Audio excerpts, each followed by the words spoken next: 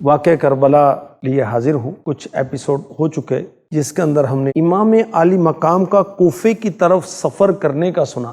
اب ہم سنتے ہیں امام عالی مقام کی کربلا میں آمد۔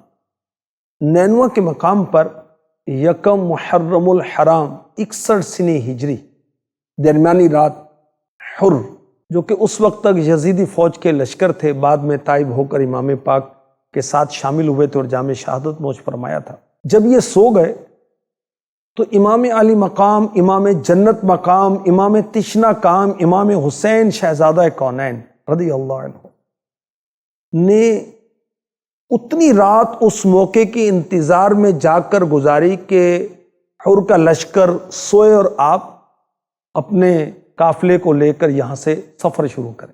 شام سے ہی سامان باندھ لیا گیا تھا، جانوروں پر رکھا، عورتوں بچوں کو سوار کیا۔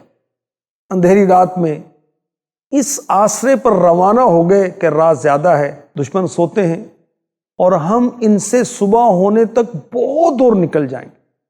باقی رات چلتے رہے اور سواریوں کو تیز تیز چلاتے رہے، اور تقدیر اس قافلے کو 61 سنہ ہجری 2 محرم الحرام بروز جمعرات کربلا کے میدان میں لے آئے۔ اور آپ کو معلوم تھا کربلا کیا ہے؟ پوچھا تو کہا گئی کربلا ہے۔ آپ نے مقام کا نام پوچھا تو معلوم ہوا کہ اس جگہ کا نام کربلا ہے۔ آپ کربلا سے واقف تھے اور معلوم تھا کہ کربلا ہی وہ جگہ ہے جہاں رسول پاک کے خاندان کو راہ حق میں خون کی ندیاں بہانی ہوں گی۔ اللہ اکبر۔ عمرو بن سعد، یہ جنتی صحابی سعد بن ابی وقاص رضی اللہ تعالی عنہ کا بیٹا، اور اللہ کی شان بے نیازی دیکھیے کہ یہ بدنصیب ابن زیاد بانی فتنہ و فساد کے ہتھے چڑھا، کیونکہ ابن زیاد نے رے شہر موجودہ تہران ایران کا حاکم بنانے کا فرمان جاری کیا۔ ابن زیاد کو امام علی مقام امام حسین رضی اللہ عنہ کے آنے کی خبر ملی تو اس کی نیت میں فطور آیا۔ ابن سعد کو حکم دیا کہ رے جانے سے پہلے اپنا لشکر لے کر امام حسین کے مقابلے پر لے آؤ، پہلے حسین کے معاملے سے فارغ ہو کر پھر ادھر آنا رضی اللہ عنہ۔ ابن سعد نے کہا مجھے معاف کرو۔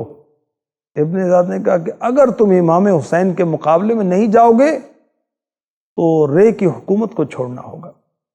ابن سعد امام علی مقام امام حسین رضی اللہ عنہ کی شان و عظمت کا معترف تھا، اور یہ چاہتا تھا کہ کوئی ایسا معاملہ نہ ہو کہ امام حسین کے مقابلے میں جانا پڑے۔ ابن زیاد نے مجبور کیا کہ دو صورتیں ہیں، یا تو تہران کی حکومت چھوڑ دو یا امام حسین سے مقابلے کے لیے جاؤ۔ دنیاوی حکومت کے لالچ نے ابن سعد کو جنگ پر آمادہ کیا، اور ناگوار سمجھتے ہوئے بھی وہ اس کی طرف بڑھا۔ پہلے اس نے ایک دن کی مہلت مانگی کہ احباب سے مشورہ کرے، سب نے منع کیا، اور اس کے بھانجے حمزہ بن مغیرہ بن شعبہ نے کہا ماموں میں تجھے خدا کی قسم دیتا ہوں حسین سے مقابلہ کر کے گناہ گار نہ ہو رضی اللہ عنہ۔ اللہ کی قسم اگر ساری دنیا تیری سلطنت میں ہو تو اسے چھوڑنا اس سے آسان ہے کہ تو خدا سے حسین کا قاتل ہو کے ملے رضی اللہ عنہ۔ اس کے بعد اس نے ابن زیاد کو کہا کہ میں امام حسین کے مقابلے میں نہیں جاؤں گا، مگر ناپاک دل میں تردد رہا۔ رات کو خواب دیکھا، کوئی آواز آئی، کوئی کہتا ہے کہ رے کی حکومت چھوڑ دوں، حالانکہ وہ تو بہت اچھی چیز ہے، اور قتل حسین کی مذمت کروں کہ ان کے قتل میں وہ آگ ہے جس کو کوئی روک نہیں سکتا۔ رے کی سلطنت آنکھوں کی ٹھنڈک، قتل امام مظلوم رضی اللہ عنہ پر رائے قرار پائی، طاقت کے نشے میں مست تھا، اور دنیا کی محبت نے اس کو ابھارا کہ یہ کام کرے۔ اس نے سوچا کہ میرے پاس اتنا بڑا لشکر ہے، مجھے کون ہرا سکتا ہے؟ صرف دنیا کے عہدے کی خاطر، گورنری کی خاطر مکہ مدینے کے تاجور رسول انور صلی اللہ علیہ وسلم کے عظیم بیٹے امام حسین رضی اللہ عنہ کو شہید کرنے کے لیے تیار ہو گیا۔ ابن سعد افواج لے کر امام حسین کے مقابلے کے لیے روانہ ہوا۔ ابن زیاد لگاتار کمک بھیجتا رہا، یہاں تک کہ ابن سعد کے پاس 22,000 سوار و پیدل فوجی جمع ہو گئے۔ پوری جماعت کے ساتھ کربلا میں پہنچا اور فرات کے کنارے پر پڑاؤ کیا اور مرکز بنایا۔ اللہ کی شان، حیرت کی بات ہے کہ دنیا کی کسی جنگ میں اس کی مثال نہ ملتی ہوگی۔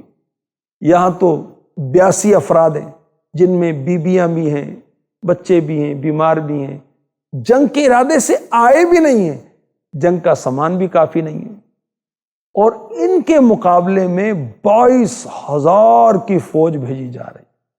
اور کیجیے کہ یہ نفوس قدسیہ کو اپنے خیال میں کیا سمجھتے تھے؟ بہت بہادر سمجھتے تھے، اسی لیے تو تھوڑے سے افراد کے لیے اتنی بڑی تعداد کو بھیجا گیا۔ اب بھی دلاوروں کے حوصلے پست ہیں، وہ سمجھتے ہیں کہ ان شیروں کے حملے کی تاب لانا مشکل ہے، اور ان بد نصیبوں نے یہ تدبیر کی کہ لشکر امام حسین پر پانی بند کر دیا۔ کیوں؟ کہ پیاس کی شدت ہوگی، گرمی کی حدت ہوگی، قوا مزمحل ہو جائیں گے، ضعف انتہا کو پہنچے پھر جنگ کریں گے۔ اللہ اکبر۔ ابن سعد نے ابن زیاد کے حکم پر فرات کے گھاٹوں پر 500 سوار بھیج کر امام حسین رضی اللہ تعالی عنہ اور آپ کے رفقا پر پانی بند کر دیا۔ اہل بیت پر پانی بند کرنے اور خون کے دریا بہانے کی بغیرتی سے سامنے آئے۔ یہ وہ لوگ تھے جنہوں نے امام حسین کو سینکڑوں درخواستیں بھیجی تھیں، مسلم بن عقیل کے ہاتھ پر امام پاک کی بیعت کی تھی۔ آج یہ بے شرم اپنے عہد و بیعت کا پاس نہیں کرتے، اپنی دعوت و میزبانی کا لحاظ نہیں کرتے۔ فرات کا بے حساب پانی انہوں نے خاندان رسالت پر بند کر دیا۔ اہل بیت کے چھوٹے چھوٹے شہزادے، ان کے لب خشک ہیں، بچے ایک ایک قطرے کے لیے تڑپ رہے ہیں، نور کی تصویریں پیاس کی شدت میں دم توڑ رہی ہیں، بیماروں کے لیے دریا کا کنارہ بیابان بنا ہوا ہے، ریگستان بنا ہوا ہے، آل رسول کو پانی میسر نہیں، دریا کے قریب ہیں، تیمم کر کر کے نمازیں پڑھ رہے ہیں۔ اے اہل بیت اطہار سے پیار کرنے والوں، غور تو کرو کہ انہوں نے تیمم کر کر کے نمازیں پڑھی، اور ہم آسانی میں بھی نمازوں سے غافل۔ 3 دن بغیر کھانے اور پانی کے گزارے، چھوٹے چھوٹے بچے، باپردہ بیبیاں ہیں، بھوک و پیاس سے بےتاب ہیں، مگر میرے آقا علیہ الصلوۃ والسلام کے شہزادے، جنتی نوجوانوں کے سردار امام حسین کو مصیبتوں کا ہجوم اپنے عزم سے ہٹا نہ سکا۔ دنیا کی آفتوں کو آپ نے خیال میں نہ لایا۔ 10 محرم تک بحث چلتی رہی کہ آپ یزید کی بیعت کر لیں۔ اگر آپ یزید کی بیعت کرتے، سارا لشکر ماتحت ہو جاتا، آپ کا احترام ہوتا، آپ کا اکرام ہوتا، خزانوں کے منہ کھول دیے جاتے، دولت دنیا قدموں پر لٹا دی جاتی، مگر آپ کا دل دنیا کی محبت سے خالی تھا۔ دنیا فنا ہونے والی ہے، یہ راز آپ پر ظاہر تھا۔ امام حسین رضی اللہ عنہ نے راحت دنیا کے منہ پر ٹھوکر مار اور راہ حق میں پہنچنے والی مصیبتوں کا خوش دلی سے استقبال کیا، اور ناجائز بیعت کا خیال اپنے مبارک دل میں آنے نہیں دیا۔ مسلمانوں کی تباہی بربادی گوارا نہ فرمائی، اپنا گھر لٹانا، خون بہانا منظور کیا، مگر اسلام کی عزت میں فرق آنا برداشت نہ کیا۔ گھر لٹانا، جان دینا، کوئی تجھ سے سیکھ جائے، جان عالم ہو فدا اے خاندان اہل بیت جان عالم ہو فدا ہے، خاندان اہل بیت خشک ہو جا خاک ہو کر، خاک میں مل جا فرات، خاک تجھ پر دیکھ تو سوکھی زبان اہل بیت، تیری قدرت جانور تک آب سے سیراب ہوں، پیاس کی شدت میں تڑپے بے زبان اہل بیت، پیاس کی شدت میں تڑپے بے زبان اہل بیت۔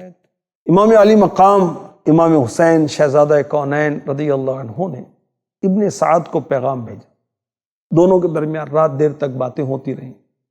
امام علی مقام نے سمجھایا کہ اہل باطل کا ساتھ چھوڑ دو، کہتا ہے میرا گھر تباہ ہو جائے گا، فرمایا بہتر بنا دوں گا، عرض کیا میری جائیداد چھن جائے گی، فرمایا اس سے اچھی عطا کر دوں گا۔ 3-4 راتیں یہ باتیں ہوتی رہیں، ان باتوں کا اثر یہ ہوا کہ ابن سعد نے ایک صلح آمیز خط ابن زیاد کو لکھا۔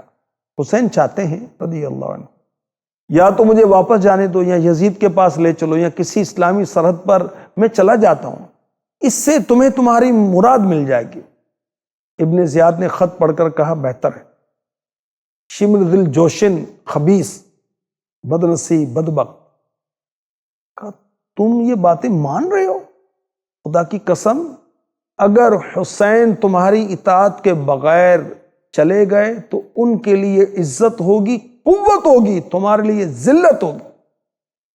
اس طرح نہیں، بلکہ وہ تیرے حکم سے جائیں، اگر تو سزا دے تو مالک ہے، اگر معاف کرے تو تیرا احسان۔ استغفر اللہ۔ میں نے سنا ہے حسین اور ابن سعد میں رات رات بھر باتیں ہوتی رہتی، یہ شمر جو ہے یہ ابن زیاد کو بھڑکاتا ہے۔ ابن زیاد یہ باتیں سن کر طاقت کے نشے میں گم ہو گئے، کہا تیری رائے بہتر ہے، تو میرا خط ابن سعد کے پاس لے کر جا، مان جائے تو اطاعت کرنا، ورنہ تو لشکر کا سردار ابن سعد کا سر کاٹ کر میرے پاس بھیج دینا۔ پھر ابن سعد کو لکھا کیا میں نے تجھے حسین کی طرف اس لیے نہیں بھیجا تھا کہ تو ان کے ذمے سے بری ہو جائے یا تو ان کو امید دلائے، ڈھیل دے یا سفارشی بنے؟ دیکھ حسین سے میری فرما برداری کے لیے کہہ، اگر مان لے تو مطیع بنا کر یہاں بھیج دے، ورنہ انہیں اور ان کے ساتھیوں کو قتل کر ڈال۔ اگر تو ہمارا حکم مانے تو تجھے فرما برداری کا انعام ملے گا، ورنہ ہمارا لشکر شمر کے لیے چھوڑ دے۔ جب شمر نے ابن سعد کو ابن زیاد کا خط دیا، اس نے کہا تیرا برا ہو، میرا خیال ہے تو نے ابن زیاد کو میری تحریر پر عمل کرنے سے پھیر کر کام بگاڑا ہے، مجھے صلح ہو جانے کی پوری امید تھی۔ امام حسین رضی اللہ عنہ ہرگز اطاعت قبول نہیں کریں گے، خدا کی قسم ان کے باپ کا دل ان کے پہلو میں رکھا ہوا ہے۔ اللہ اکبر۔ یہ جمعرات کی شام ہے، محرم 61 سنہ ہجری کی 9ویں شب ہے، اور حسین کے نانا جان رحمت عالم یان محبوب رحمان پر سب کچھ عیاں ہے، سب کچھ ظاہر۔ لخت جگر کے سینے پر خواب میں تشریف لا کر اپنا مبارک ہاتھ رکھتے ہیں اور دعا کرتے ہیں اللہم اعط الحسین صبرا و اجرا، اے اللہ حسین کو صبر و اجر عطا فرما۔ ارشاد ہوتا ہے ان قریب ہم سے ملنے آ رہے ہو، روزہ ہمارے پاس آ کر افطار کرو گے۔